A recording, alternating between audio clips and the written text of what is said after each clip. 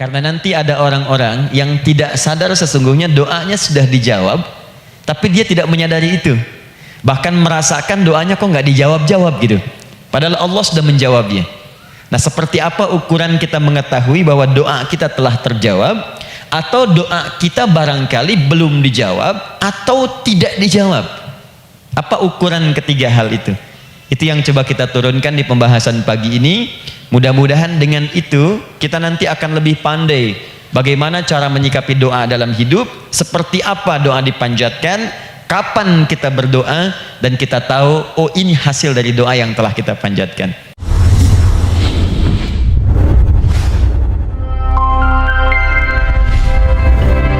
Alhamdulillahi Rabbil Alamin alladhi amarana bid-du'a faqala wa qala rabbukum ud'uni astajib lakum fawa'adana bil ijabati faqala wa idza sa'alaka 'ibadi 'anni fa inni qarib ujibu da'wata ad-da'i idza da'an wassalatu wassalamu ala rasulillahi alladhi وعدنا بالإجابة عندما ندعو إلى الله سبحانه وتعالى فقال من ضمن دعائه في أسماء الحسنى اقتداء من أصحابه صلى الله عليه وسلم أرأيت ماذا دعوت فقد دعوت بأسمائه الأعظم إذا دعي بها أجاب وإذا سئل بها أعطى اللهم صل وسلم وبارك على رسولك الكريم النبي الأمين وعلى آله وصحبه وأمته إلى يوم الدين أما بعد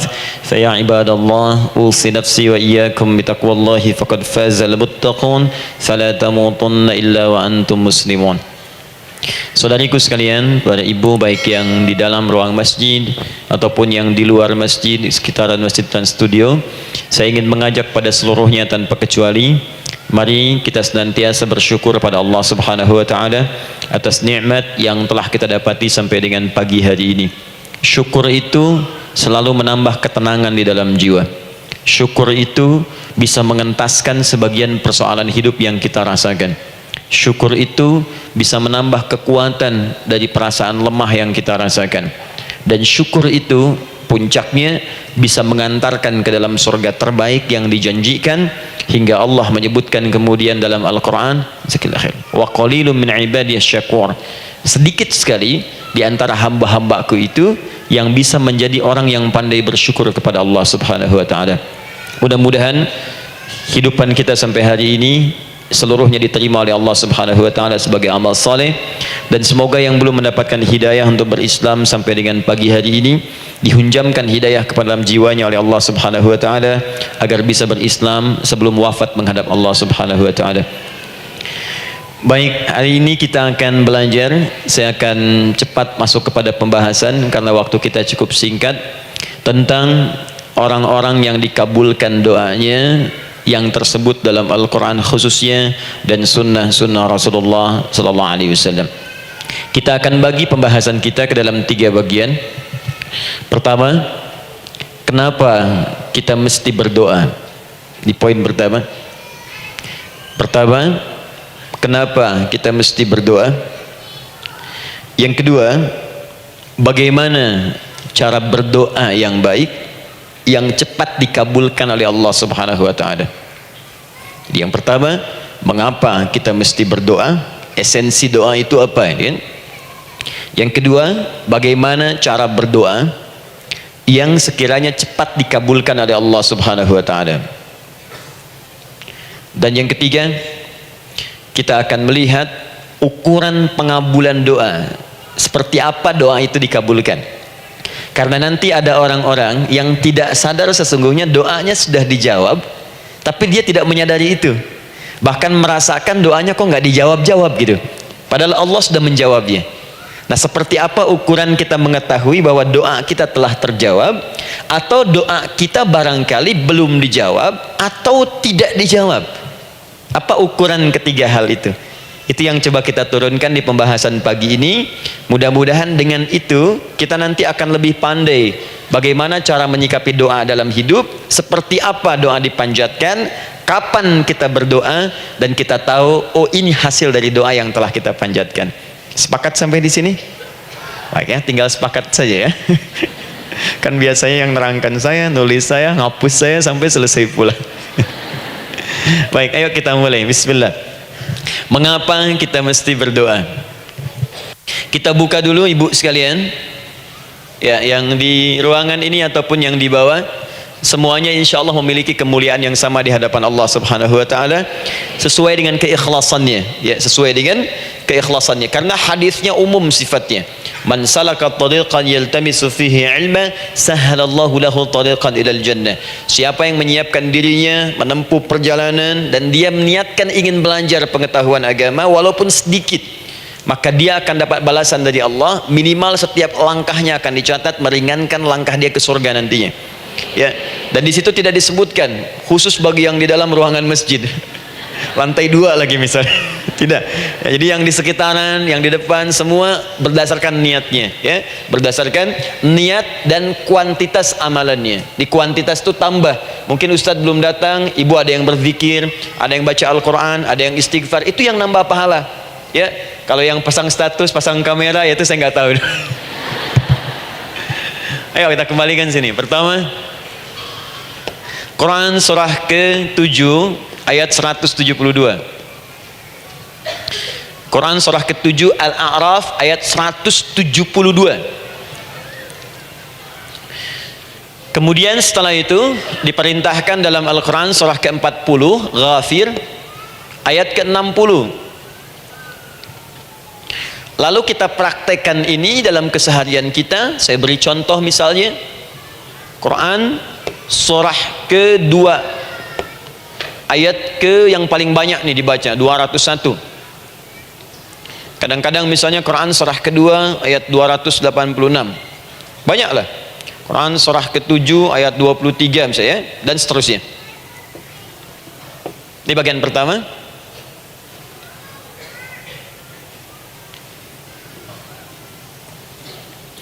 Bagian kedua, nanti kita akan belajar bagaimana cara berdoa yang baik yang dikabulkan.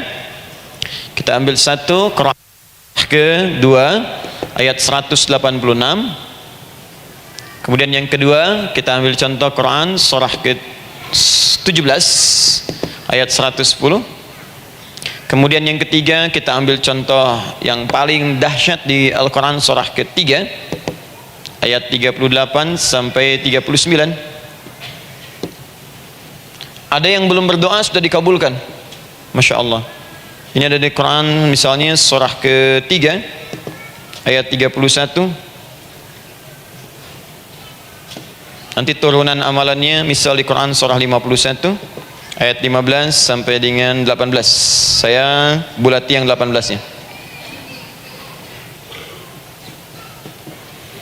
Bagian ketiganya nanti kita uraikan di bagian akhirnya. Baik, kita bisa mulai insyaallah.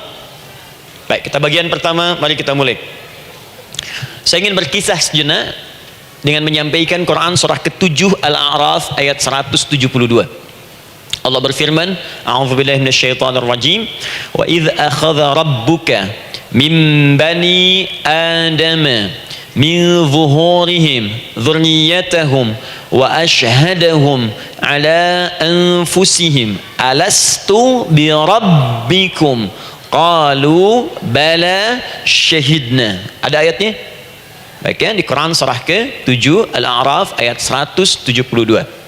Wa idz akhadha rabbuka min bani adam, kata Allah, dan ingatlah, pahamilah, pelajarilah, dalamilah. Teman-teman sekalian, ingat kalimat idz itu, idz dalam Al-Quran termasuk dalam bahasa Arab itu bukan sekedar mengingat.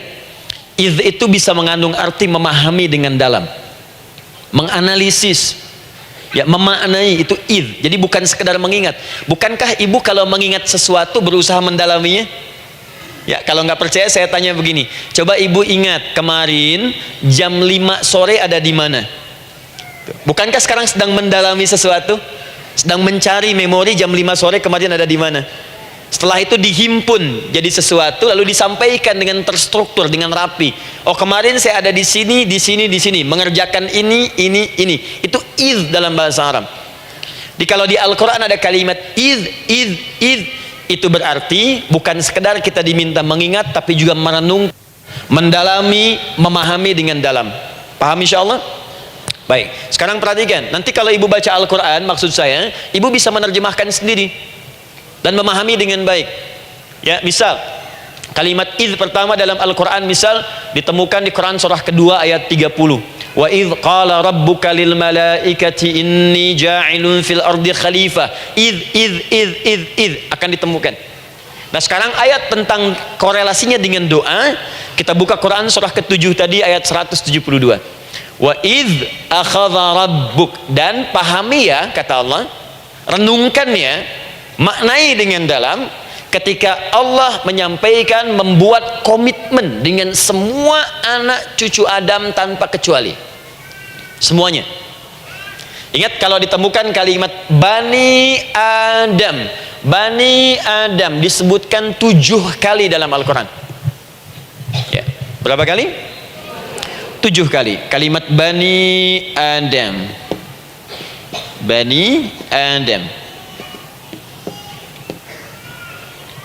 Ini menunjuk pada semua keturunan anak cucu Adam sampai selesai kehidupan. Ya, dari Nabi Adam alaihissalam, kemudian pasangannya Sayyidah Hawa alaihissalam, kemudian keduanya mulai berumah tangga, melahirkan keturunan, diabadikan di Al-Quran surah keempat, ya, surah Ibu, ayat yang pertama.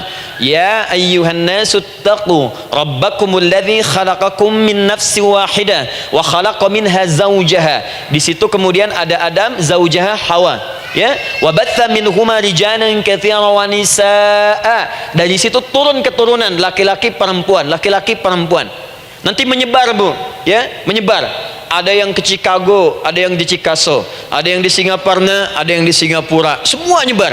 Ya, di Sunda, dari Jawa sampai ke Sumatera, sampai Indonesia, sampai Nusantara, sampai Asia, Eropa, sedunia. Nanti penyebarannya disebutkan di Quran surah ke-49 ayat ke-13. Ya ayyuhan nasu inna khalaqnakum min dzakarin wa untha. Hai manusia, semua saya ciptakan ada 2 jenis. Kalau bukan laki-laki itu pasti perempuan. Jadi tidak ada yang ketiga. Ingat ya? Kalau bukan laki-laki siapa? Perempuan. Jadi tidak ada misalnya, maaf, laki-laki yang keperempuan-perempuanan, yang gerakannya melambai, ya, kata-katanya terlampau lembut misal, dan tidak ada pula perempuan yang perkasa, ya, terlampau kuat misalnya, melampaui batas-batas standarnya. Kalau bukan laki-laki pasti perempuan. 2 saja. Jadi kalau misalnya masih ada yang bingung, tentukan dirinya, ya, dan lihat fitrahnya. Lihat fitrahnya. Baik, kemudian waja'alnakum syu'uban wa qabaila. Kami tempatkan kalian mungkin beda-beda tempat. Syu'ub, beda tempat. Ya, ada yang misalnya RT, RW, kecamatan, beda kampung, beda negara, sampai seluruh dunia. Wa qabail, satu tempat itu sukunya bisa beda. Coba ibu lihat misalnya, ya, di daerah Sumatera saja ada berapa suku? Di Sunda paling banyak suku, gitu ya? Banyak sekali. Jadi bisa lain-lain, bisa beda-beda. Nah, lita'arafu, semua saling mengenal, silakan. Nah, ketika semua tadi ditempatkan di semua pelosok dunia, baik laki-laki, perempuan, dari anak keturunan Adam, itu semua anak keturunan Adamnya disebut dengan satu nama saja dalam Al-Quran, yaitu Bani Adam. Jadi kalau kita mau cari keturunan kita, sampai ke asal mula kita, dari kita sekarang itu semua akan tersambung kepada Adam alaihissalam. Puncaknya akan ke sini, ya, dan tidak akan nyasar kemana-mana, Bu, ya. Ada sebagian manusia nasabnya tidak ingin ke Adam, inginnya bergeser, sehingga mengatakan manusia berasal dari monyet katanya, ya. Ada yang berkata begitu. Ibu sampaikan saja, kalau bapak dari monyet silahkan saja, jangan ngajak-ngajak saya, gitu ya. Nah, jadi semua manusia itu pasti akan kembali ke sini, ya, ke Adam alaihissalam. Karena itu saya pernah sampaikan, termasuk di sini di hadapan ibu semua, masih ingat mukjizat pertama Rasulullah sallallahu alaihi wasallam saat lahir ke muka bumi. Ingat, Nabi itu sebelum dilantik menjadi Rasul dalam usia 40 tahun, turun surah Al-Alaq, itu diberikan oleh Allah keistimewaan tanda-tanda kenabian. Apa di antara tandanya? Allah perjelas nasab keturunannya sampai Nabi Adam, padahal lahirnya itu ayahnya sudah wafat. Di lahir beliau, ayahnya wafat, tapi nasabnya diperjelas sampai Nabi Adam. Ya, sehingga jelas, orang tidak bisa menyoal. Ini orang nggak jelas nih, ya kan suka ada begitu Bu ya. Tiba-tiba datang menerangkan sesuatu, siapa itu? Itu nggak jelas. Bahkan sekarang sering muncul statement, siapa sih Ustadz itu? Itu Ustadz nggak jelas. Ya.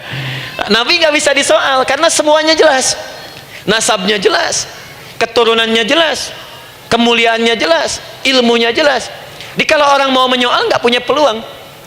Siapa kamu Muhammad? Saya jelas keturunannya. Muhammad SAW bin Abdullah bin Abdul Muttalib bin Hashim bin Abdul Manaf bin Qusay bin Murrah bin Kilab bin Ka'ab bin Ghalib bin Fihir bin Malik bin Nadar bin Kinana bin Khuzaimah bin Mudrika bin Ilyas bin Nizar bin Mudar bin Ma'ad bin Adnan bin Addi bin Adri bin Muqawwam bin Nagur bin Tarih bin Ya'rub bin Yasjub bin Nabit bin Ismail alaihissalam bin Ibrahim alaihissalam bin Azar atau bin Nakhur bin Abir bin Kinan bin Arfakhshad bin Sam bin Nuh alaihissalam bin Mikhlail Matushala bin Kinan bin Anwas bin bin Adam alaihissalam. Coba ulangi. Jelas. Jadi orang nggak bisa nyoal, itu mukjizat ya. Keistimewaan pertama sebelum Allah kemudian angkat menjadi nabi dan rasul di usia 40 tahun. Jadi kalau ibu ditanya, kamu jelas nggak? Jelas. Apa binnya? Bin Bani Adam. Itu bocoran dari Al-Quran. Ya, kalau ditanya keturunan siapa kamu? Adam. Tahu dari mana? Allah yang nyampaikan langsung. Apa kata Allah? Bani Adam. Jelas ya? Baik. Jadi ini kembali kepada Adam alaihissalam. Nah, semua anak cucu Adam yang saya garis bawahi, sejak mulai terlahir itu sudah ada komitmen dari Allah dengan anak cucu Adam ini sebelum terlahir ke dunia. Sejak dalam kandungan. Jadi kalau ibu belajar hadis, misal dulu saya pernah amanahkan kalau ibu mau belajar dasar-dasar, cari kitabnya Imam An-Nawawi yang Al-Arba'in An-Nawawiyah, 42 hadis. Hadis keempat, ya paling kiri sebelah atas di kitabnya, dari Abdullah bin Mas'ud radhiyallahu taala anhu. Ya, qala Nabi sallallahu alaihi wasallam bahwa shadiqul masduq. Nabi SAW pernah menyampaikan sedangkan beliau orang benar dan dibenarkan. Kapan perjanjian ini dibuat? Dalam usia kandungan 4 bulan. Dalam kandungan. Inna ahadakum yujma'u fi batni ummihi. Setiap kalian yang akan terlahir dari anak cucu Adam, kecuali Adam Bu ya. Ingat, kecuali Adam, kecuali Hawa, karena ini asal mula manusia keduanya. Tapi keturunan Adam dan Hawa akan mengalami proses yang sama. Dikandung dulu ibundanya, kemudian terlahir. Adam tidak dikandung, ingat, Adam tidak ada bapak, Adam tidak ada ibu. Langsung diciptakan wujudnya oleh Allah Subhanahu wa taala dari bahan dasar yang sama dengan manusia. Ya, karena itu saya pernah ditanya, pernah berdialog, ya, Ustaz, ini spesial Nabi Isa ini. Ya, spesial, Yesus Al-Masih Nabi Isa spesial. Karena itu diangkat sebagai Tuhan. Apa yang spesial? Kata beliau, karena ini bisa menghidupkan yang mati. Yang kedua, ini lahirnya beda dengan orang biasa. Bagaimana lahirnya? Tanpa bapak. Ibu saja tanpa bapak. Mana ada manusia yang lain seperti ini? Saya bilang Adam lebih spesial lagi, lahir tanpa ibu, tanpa bapak. Kenapa nggak jadi Tuhan? Tapi kan Adam nggak bisa menghidupkan yang mati. Dengan izin Allah, maaf, Nabi Ibrahim lebih canggih lagi. Buka Quran surah kedua ayat 260, paling kiri sebelah atas. Wa idz qala Ibrahim rabbi arini kaifa tuhyil mauta qala awalam tu'min qala bala walakin ma'inna qalbi. Ketika Ibrahim bermohon kepada Rabbnya, ya Allah, tolong tunjukkan kepadaku bagaimana cara menghidupkan yang mati. Kata Allah, kamu masih nggak yakin? Kata Ibrahim, saya yakin, saya yakin-yakinnya, cuma supaya hati saya tenang, membuktikan kepada yang lain tentang kuasamu. Kata Allah, gampang. Lalu Allah berikan kemudian satu ketentuan sama persis dengan Nabi Isa, cuman prosesnya lebih canggih. Kalau Nabi Isa tepuk mayatnya, bangun, bicara. Nabi Ibrahim kata Allah, nih ambil burung, potong-potong dulu, dicincang dulu. Sudah dicincang, kemudian mayatnya disimpan, jasadnya di tempat bukit yang berbeda. Kalau sekarang potong burung, simpan di bukit satu, jasad yang kedua simpan di bukit B. Kepalanya simpan di bukit A, ekornya simpan di bukit B, badannya simpan di bukit C. Panggil dengan nama Allah. Thummat uhunna ya'tina kasa'ya. Panggil bismillah dengan nama Allah, hidup, hidup. Sama persis dengan Nabi Isa. Dengan nama Allah biiznillah, hidup, hidup. Nabi Ibrahim biiznillah, dengan nama Allah hidup, hidup. Menyatu semuanya jadi satu. Psst. Kalau Nabi Isa kemudian ada yang menduga sebagai Tuhan, kenapa Nabi Ibrahim tidak angkat jadi Tuhan? Paham ya? Nah, ini menunjukkan bahwa ada pola pemikiran yang harus dikembalikan supaya benar cara memahaminya. Jelas sampai sini? Maaf saya sedikit agak lompat ya. Saya kembalikan kemudian, perhatikan sini. Inna ahadakum yujma'u fi batni ummihi. Karena itu semua anak cucu Adam, beda dengan Adam, akan proses lahirnya dikandung dulu di perut ibundanya. Fokus baik-baik. Arba'ina yauman nutfah, 40 hari pertama baru kemudian proses antara spermatozoa dengan ovum berproses.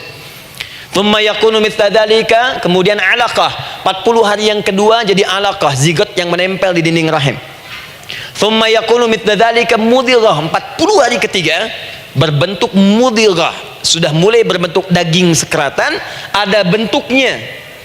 Dan usianya sudah 4 bulan, 40 hari ketiga, 120 hari. 120 hari. Thumma yursalu ilaihil malak, kemudian diutuslah malaikat, fayanfukhu fihi ruh, maka ditiupkan roh ke dalamnya. Jadi ingat, kalau di antara sini, di antara kita ada ibu misalnya yang tengah hamil, tengah mengandung, ingat baik-baik, atau keluarganya, kerabatnya, usia 4 bulan itu roh sudah ditiupkan. Di kandungan sudah ada rohnya. Hati-hati ya. Berapa bulan? 4 bulan. Karena itu nanti ada ayat dalam Al-Quran, Quran surah ke-7 ayat 189. Di posisi ini harus banyak berdoa dan beramal soleh. Ingat ya, berdoa, beramal soleh, minimal minta kepada Allah. Da'awallaha rabbahuma la in ataitana salihah lanakunanna minasyakirin. Minta banyak kepada Allah, ya Allah jadikan anak saya anak yang soleh, jadikan anak saya anak yang soleh. Dari usia itu 4 bulan sampai ke atas menjelang lahiran. Nanti diiringi oleh amal soleh kedua orang tuanya. Ini sudah penelitian dokter muslim, khususnya di Asia Tenggara.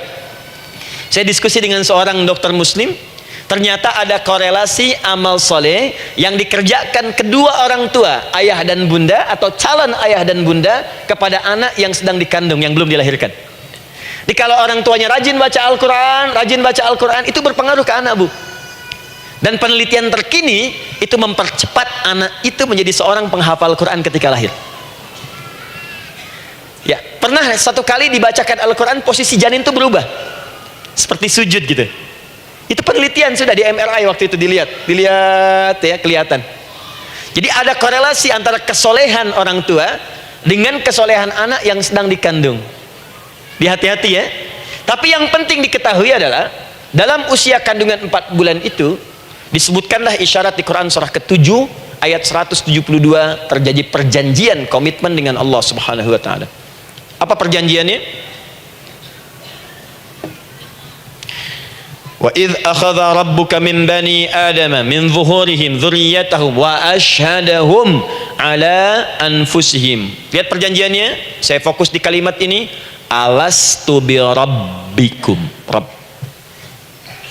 apakah engkau akan berkomitmen saat ini bersaksi? Karena kalimatnya bersaksi. Wa asyhadahum, dan mereka bersyahadat, bersaksi, komitmen. Di komitmennya menggunakan kata syahadat di sini. Karena itu nanti setiap bayi yang sudah terlahir dari rahim ibu manapun itu berada dalam keadaan suci karena sudah bersyahadat dalam perut ibundanya. Masih ingat hadis ini? Kullu mauludin yuladu 'alal fitrah. Setiap yang terlahir dari rahim perempuan manapun itu membawa fitrah. Apa di antara fitrah yang dimaksudkan itu? Fitrah keislaman, fitrah mengakui Allah sebagai Tuhan. Itu nanti ada di Quran surah ke-30 ayat ke-30, paling kanan sebelah atas. Quran surah 30 ayat 30.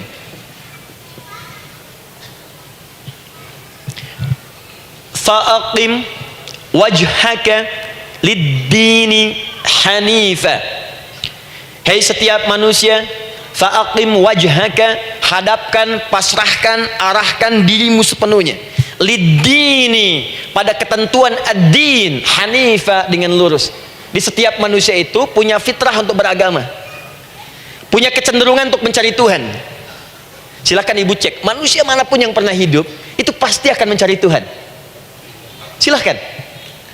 Karena itu Allah beri jalan, begini cara mencarinya. Fitratallahi allati fataran nasa 'alaiha, itulah fitrah manusia. yang telah Allah berikan pada dirinya bahkan sebelum dia terlahir. Di antara fitrah manusia ada kecenderungan untuk mencari Tuhan, ada kecenderungan untuk mendekat kepada Allah. Bahasa Qur'annya din, lid-dini hanifa. Apa itu din? Itulah Islam. Quran surah ketiga ayat 19. Inna dina indallahil Islam. Karena itu silakan cek, semua orang itu pasti akan mencari Tuhan. Setiap manusia. Ada yang melihat kayaknya ada di hewan, kayaknya ada di pohon, kayaknya ada di alam, kayaknya ada di patung, kayaknya ada di... mencari dia. Terus Allah beri jalan. Kalau kamu ingin mencari yang benar, din yang dimaksud Islam, diberikanlah tuntunan dalam Islam. Jelas sampai sini? Baik, karena itulah kemudian setiap bayi yang terlahir itu disebut oleh Nabi dia suci, dia bersih karena telah membawa risalah Islam dalam dirinya. Hanya sayang nanti fa abawahu yuhawidanihi au yunassaranihi au yumajjisanihi. Lingkungan nanti akan merubah dia keluar dari fitrahnya. Bisa dipengaruhi, tiba-tiba berubah misalnya keyakinan. Bisa karena kejadian tertentu dia jauh dari Allah Subhanahu wa taala. Dia muslim, cuman karena kondisi tertentu, pekerjaan menjauhkan dia dari Allah, lupa sholat. Telenovela menjauhkan dia dari Al-Quran. WhatsApp, Facebook, media sosial melupakan dia dari ibadah. Coba ibu, kalau online setiap hari berapa kali dengan media sosial? Ganti status. Online dengan Allah berapa kali dalam sehari? Coba hitung. Online dengan Allah yang paling maksimal kan sholat fardu 5 kali. Kalau 1 kali 5 menit kali 5 cuma 25 menit. 25 menit online dengan Allah. Berapa menit online dengan media sosial yang tidak nyata? Dan cita-cita masuk surga. Ayo sini. Nah, saya belum selesai. Jadi yang pertama, dalam perjanjian 4 bulan ini, pertama ada komitmen bersyahadat menuhankan Allah. Tapi yang kedua, ini yang dahsyat. Perhatikan kalimatnya, fokus. Saat Allah memperkenalkan dirinya dalam kandungan kita, usia 4 bulan itu, dengan nama apa Allah memperkenalkan dirinya? Coba lihat ayatnya. Alastu bi rabbikum, dengan nama Rabb. Wa id akhadha rabbuka min bani adama dzurriyyatahum, awas, wa ashhadahum ala anfusihim alastu bi rabbikum, dengan nama Rabb. Nah, ibu sekalian, kata Rabb ini itu berasal dari kata ar-rububiyah. Ar-rububiyah yang berarti sifat merawat, memberikan semua kebutuhan. Saya ulang ya, merawat, memberikan semua kebutuhan, sudah, menyayangi, memaafkan, mengasihi, mengampuni. Masya Allah. Merawat, memenuhi sebuah kebutuhan, menyayangi, memaafkan, mengampuni. Jadi semua hal yang terkait dengan perhatian ada pada kalimat Rabb. Sifatnya disebut dengan rububiyah. Zat yang memperhatikannya disebut dengan Rabb, namanya Rabbun. Baik. Pelan-pelan. Nah, seakan-akan Allah ingin berkata begini, hei, engkau buat perjanjian dengan saya sekarang. Engkau bersaksi, saya sebagai Tuhan, siap bersaksi, menuhankan saya.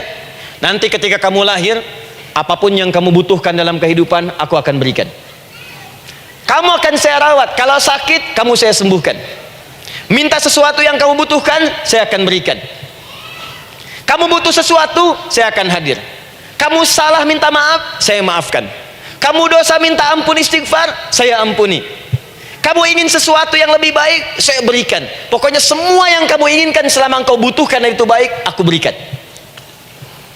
Kira-kira, maaf bu ya, maaf sekali, Kalau ada yang nawarkan pada ibu, mau nggak ikut saya? Nanti sebuah kebutuhannya saya berikan. Kalau sakit saya berikan jaminan kesembuhannya. Kalau butuh sesuatu saya berikan. Kalau ingin ini itu selama butuh saya sampaikan.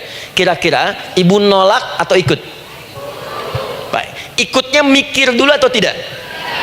Tidak.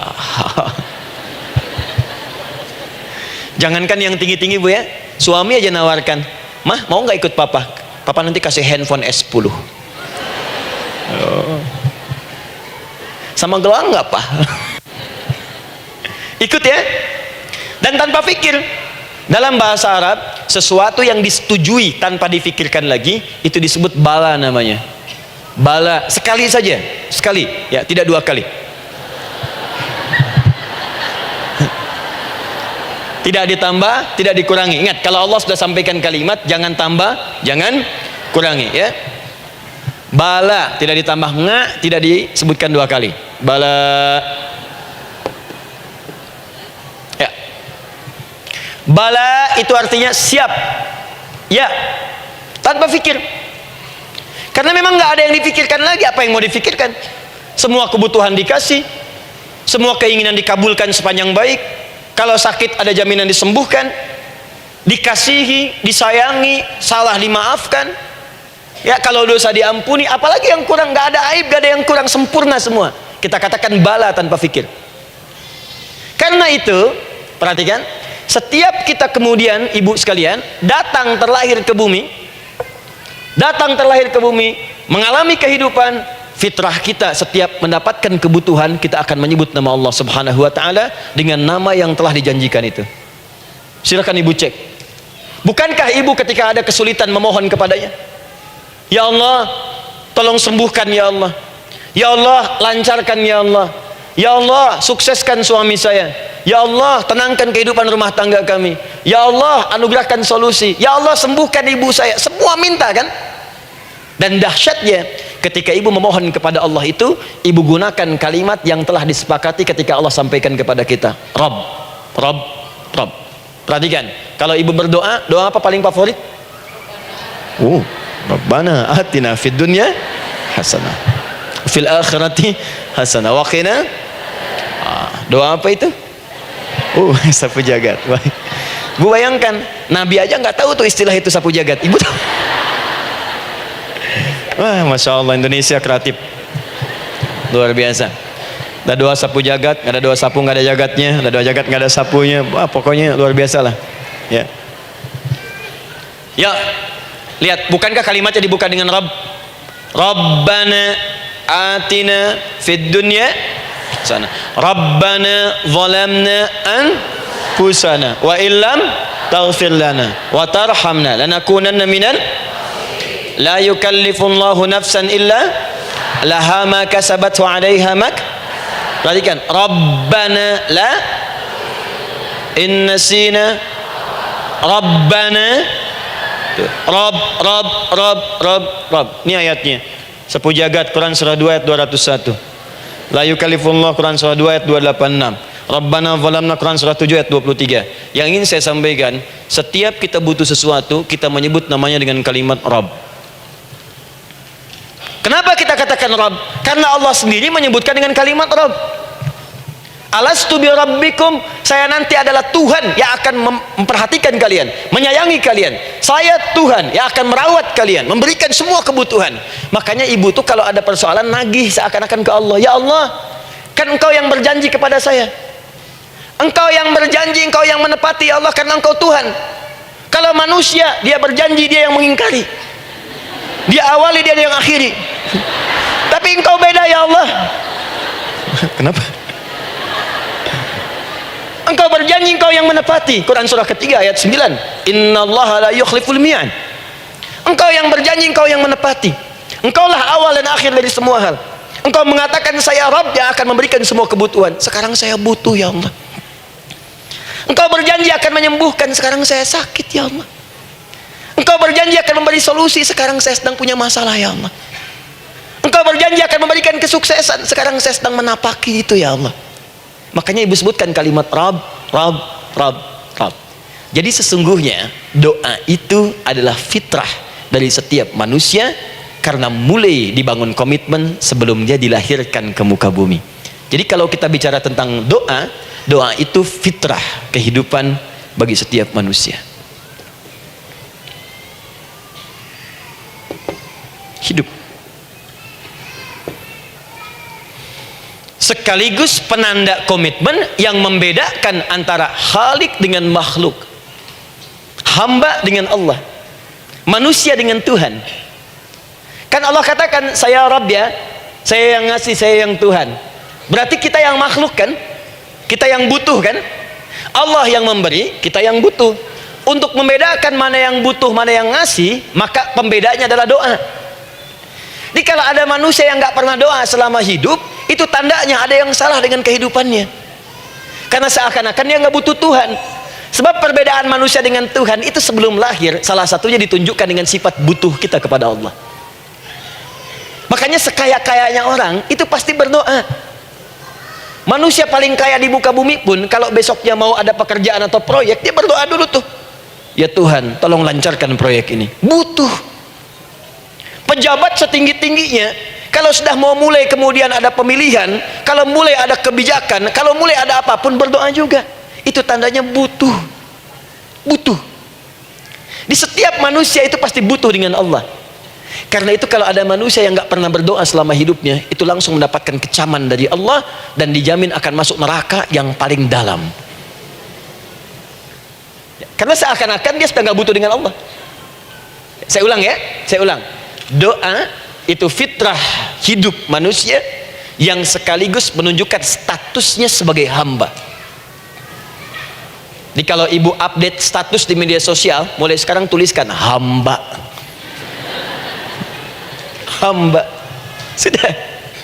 Mau sifatnya apapun tetap hamba. Ya, mau pejabat, mau orang kaya, mau cukup, mau macam-macam, mau ustadz, mau syekh, mau habib, tetap ujungnya hamba. Dan butuh penghambaan itu diwujudkan dalam bentuk doa. Muncullah Quran surah ke-40 ayat ke-60. Wa qala rabbukum, Rabb, selalu Rabb. Wa qala rabbukum ud'uni astajib lakum. Innal ladzina yastakbiruna an ibadati, awas, sayadkhuluna jahannam dakhirin. Allahu akbar. Dan Rabbmu berfirman, mengingatkan kembali kepada kalian semua, hei hamba-hambanya, kalau ada kebutuhan, kalau ada masalah, kalau ada permintaan, kata Allah, ayo doa sama saya, minta. Kan kita sudah bikin perjanjian. Makanya Allah katakan, kalau punya masalah bu, berdoa, bukan mengeluh.